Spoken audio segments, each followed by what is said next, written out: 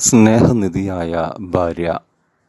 ദീനീ നിഷ്ഠയിലും ഭർതൃപരിചരണത്തിലും അതീവ തൽപരയായ സ്വഹാബി വനിതയാണവർ. നബിയെപ്പറ്റി കേൾക്കുന്നതെന്തും ഹൃദ്യസ്ഥമാക്കും കൂട്ടുകാരികൾക്ക് പകരും. ഭർത്താവിൻ്റെ ക്ഷേമവും സുഖവും മാത്രമാണ് തൻ്റെ പരലോകക്ഷേമത്തിന് നിദാനമെന്നവർ ഉറച്ചു വിശ്വസിക്കുന്നു. ആ അനുസരണം ശ്വാസോച്ഛ്വാസം പോലെ അനിവാര്യമാണെന്നവർ കരുതുന്നു. ഭാര്യയ്ക്ക് നന്മ മാത്രം ചെയ്യുന്ന കണവൻ, അവരുടെ ആത്മീയ പുരോഗതിയും പരലോക വിജയവും കൂടി ലക്ഷ്യമാക്കുന്ന സ്നേഹനിധിയായ മാരൻ. അസുഖങ്ങളില്ല, പ്രാരാബ്ധങ്ങളും. ദാമ്പത്യം സ്വർഗതുല്യമാകാൻ ഇനി എന്തു വേണം? ആ കുടുംബം സസുഖം കഴിയുകയാണ്. ഒരു ദിനം ജോലി കഴിഞ്ഞ് ഭർത്താവ് തിരിച്ചെത്തി. മുത്ത് നബിയോടൊപ്പം ഇശ കൂടി നമസ്കരിച്ചേ അദ്ദേഹം വരാറുള്ളൂ.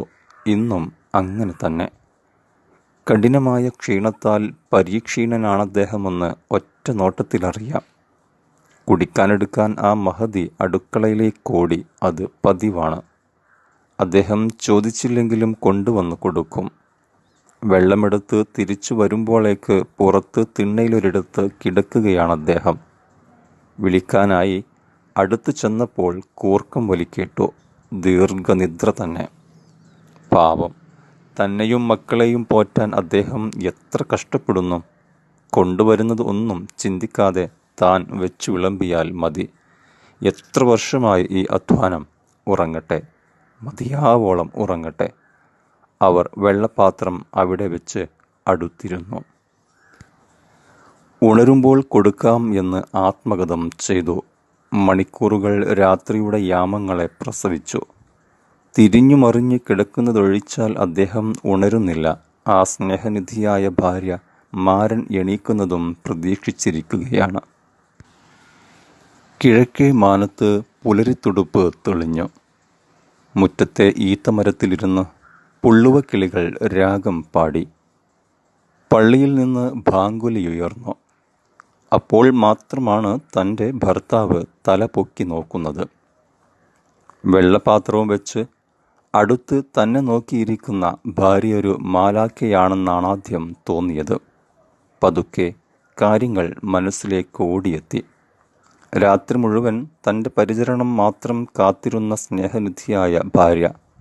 എത്ര നല്ലവൾ! അദ്ദേഹം സ്നേഹവും വാത്സല്യവും നിറഞ്ഞു തൂവുന്ന മനസ്സോടെ പത്നിയെ നോക്കി. നീ വല്ലാതെ വിഷമിച്ചുവല്ലേ? എന്നെ ഉണർത്താമായിരുന്നില്ലേ? എത്ര ത്യാഗം നീ എനിക്ക് വേണ്ടി സഹിക്കുന്നു.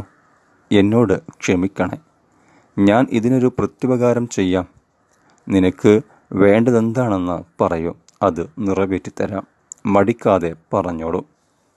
നിങ്ങൾ ചെയ്തു തരുന്ന ജീവിത സൗകര്യങ്ങൾക്ക് പകരം എൻ്റെ ത്യാഗം ഒന്നുമല്ല. എനിക്കങ്ങനെ പ്രത്യുപകാരം ചെയ്ത് തരണമെന്നാഗ്രഹവുമില്ല. ഇനി നിർബന്ധമുണ്ടെങ്കിൽ ഞാനൊരു കാര്യം ചോദിക്കാം. ചെയ്ത് തരുമോ? തരാമല്ലോ, നീ ചോദിക്കൂ. നിങ്ങളെന്നെ മൊഴി ചൊല്ലിത്തരുമോ? അതാണെൻ്റെ ആവശ്യം. ആ വാക്കുകൾക്ക് മുമ്പിൽ അദ്ദേഹത്തിൻ്റെ സർവാംഗവും തളർന്നു പോയി. അപ്രതീക്ഷിതമാണിങ്ങനെയൊരാവശ്യം. ഇതിനു മുമ്പൊരു സൂചന പോലും ഉണ്ടായിട്ടില്ല. ഇവൾക്കിതെന്തു പറ്റി? ഇതെന്താണ്? നിനക്ക് മറ്റൊന്നും ചോദിക്കാനില്ലേ? എന്നെ മടുത്തുവോ? നിന്നെ ഞാൻ മൊഴി ചൊല്ലണമെന്നോ? കാര്യത്തിലാണോ ഈ പറയുന്നത്? അങ്ങനെയങ്ങ് ചൊല്ലാൻ മനസ്സില്ലെങ്കിലോ? അദ്ദേഹത്തിന് ദേഷ്യം കയറുകയാണ്. ഭാര്യ പറഞ്ഞു, ഇത്ര വേഗം ദേഷ്യം പിടിക്കുകയാണോ? ഞാൻ കാര്യത്തിൽ തന്നെ പറഞ്ഞു. ഞാൻ കാര്യത്തിൽ തന്നെയാണ് പറയുന്നത്. എന്നോട് വേണ്ടത് എന്താണെങ്കിൽ ചോദിക്കാൻ പറഞ്ഞു. ചോദിച്ചപ്പോഴോ വാക്ക് മാറ്റുകയാണോ? അതിനു മാത്രം എനിക്ക് വയ്യ. നിന്റെ ഏതാഗ്രഹവും ഞാൻ സാധിപ്പിച്ചു തന്നിട്ടുണ്ടല്ലോ. നീ മറ്റെന്ത് വേണമെങ്കിലും ചോദിച്ചോളൂ. അത് നിനക്ക് സമ്മതമല്ലെങ്കിൽ മുത്തുനബിയുടെ അടുത്തേക്ക് പോകാം. അവിടുന്ന് തീരുമാനിക്കട്ടെ. ശരി, അങ്ങനെയാകട്ടെ. അവിടുത്തെ അടുത്തേക്ക് ഞാനും വരാം. ഭാര്യയും ഉറച്ച തീരുമാനത്തിലാണ്. പുലർക്കാലത്തെ വാഗ്വാദം മൂത്ത് അപ്പോൾ തന്നെ അവ ഇറങ്ങി. ഇരുളിൽ തപ്പി ഭർത്താവ് മുമ്പേ ഗമിച്ചു, ഭാര്യ പുറകെയും. പെട്ടെന്ന് അദ്ദേഹത്തിൻ്റെ കാൽ ഒരു കല്ലിൽ കുത്തി. അദ്ദേഹം മറിഞ്ഞു വീണു. ഭാര്യ ഓടിയെത്തി ഭർത്താവിനെ എണീക്കാൻ സഹായിച്ചു. ഇനി നമുക്ക് വീട്ടിലേക്ക് തിരിച്ചു പോകാം. നബിയുടെ അടുത്തേക്ക് പോകേണ്ട. വരൂ നോക്കട്ടെ, കാല് മുറിവ് പറ്റിയോ എന്ന്. ആ മഹദി വീണ്ടും ഭർത്താവിനെ വിസ്മയിപ്പിക്കുകയായിരുന്നു. സാരമില്ല, കാലൽപ്പം മുറിഞ്ഞു.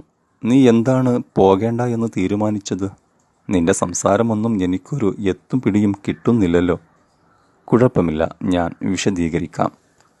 ഒരിക്കൽ നബിയുടെ സദസ്സിൽ നിന്ന് മടങ്ങി വന്ന അങ്ങ് എന്നെ അവിടുത്തെ ഒരു ഹദീസ് കേൾപ്പിക്കുകയുണ്ടായല്ലോ.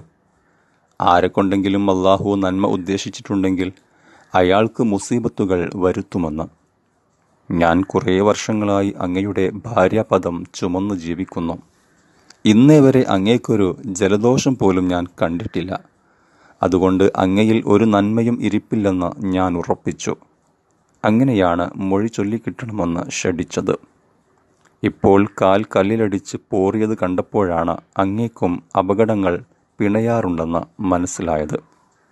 അതിനാൽ അങ്ങയിലും നന്മയുണ്ട്, എന്നെ മൊഴി ചൊല്ലേണ്ട. നടക്ക് വീട്ടിലേക്ക്, കാലിൽ മരുന്ന് പുരട്ടാം. അവർ തിരിച്ച് നടന്നു.